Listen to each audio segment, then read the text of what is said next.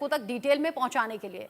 पाकिस्तान और तालिबान के बीच में तनाव इस वक्त चरम पर है। तालिबान भी पाकिस्तान के हमले के बाद बौखलाया हुआ था, लेकिन सवाल ये है कि पाकिस्तान युद्ध की हुंकार तो भर रहा है, लेकिन पैसे कहां से लाएगा, क्योंकि कोई भी युद्ध लड़ने के लिए पैसों की यानी कि फंड की जरूरत होती है। डिटेल में रिपोर्ट देखिए, पाकिस्तान का सच सामने आएगा।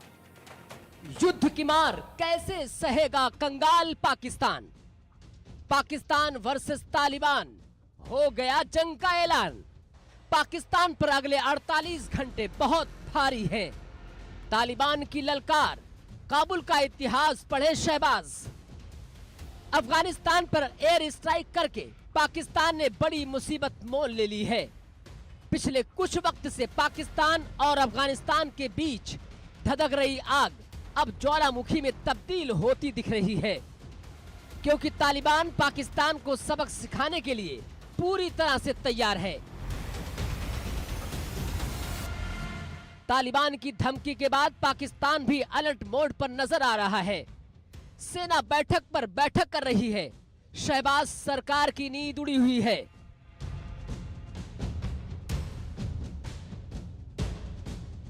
इसी कड़ी में पाकिस्तान ने सेना और वायुसेना ने पेशावर और कोयटा में सेना को तैनात कर दिया है। पाकिस्तानी सेना की कुछ टुकड़ियां अफगान सीमा पर पहुंच चुकी हैं।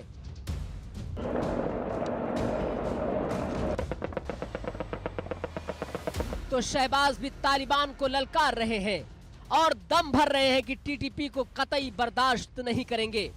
मीर अली सीमा पर अब दोनों मुल्कों की सेनाएं आमने सामने होने वाली है। दोनों तरफ से सेना की तैनाती से इस्लामाबाद से लेकर काबुल तक हलचल तेज हो गई है।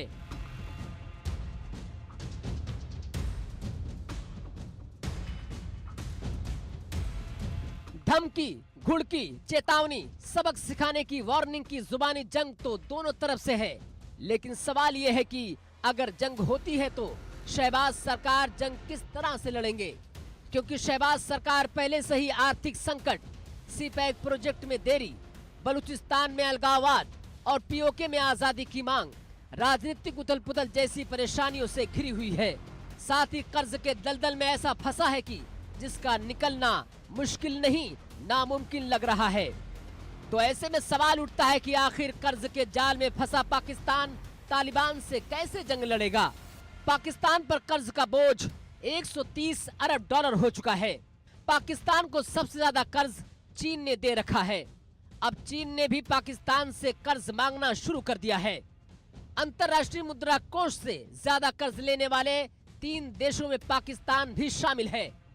पाकिस्तान का कुल कर्ज उसके कुल निर्यात का 352% है।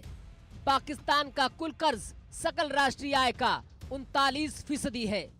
सऊदी अरब से पाकिस्तान ने 2021 में 3 अरब डॉलर कर्ज लिया था। कर्ज न चुकाने पर शहबाज ने सलमान से विनती भी की थी। सऊदी ने कर्ज चुकाने की मियाद फिलहाल 1 साल के लिए बढ़ा दी है। पाकिस्तान के सेंट्रल बैंक ने नकदी की कमी का हवाला दिया था। रिटायरमेंट की उम्र 60 से घटाकर अब 55 साल करने पर विचार कर रही है शहबाज सरकार। तो वहीं दूसरी तरफ तालिबान ने पाकिस्तान से बदला लेने की ठान रखी है। पाकिस्तान की तरफ 15,000 तालिबानी लड़ाके हुंकार भरते नजर आ रहे हैं, जो जोश से लबरेज दिखाई दे रहे हैं।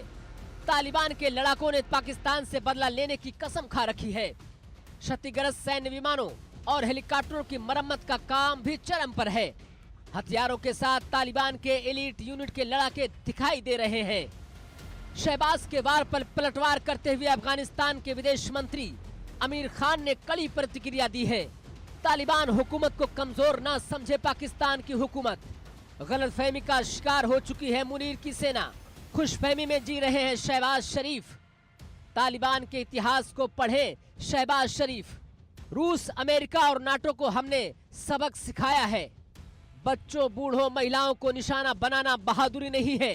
तो ऐसे में जिस तरह से जुबानी जंग और सरहद पर सेना की तैनाती हो रही है, उससे विदेश मामलों के जानकार के मुताबिक अब जल्द ही जंग का आगाज हो जाएगा, क्योंकि दोनों तरफ से कोई झुकने को तैयार नहीं है।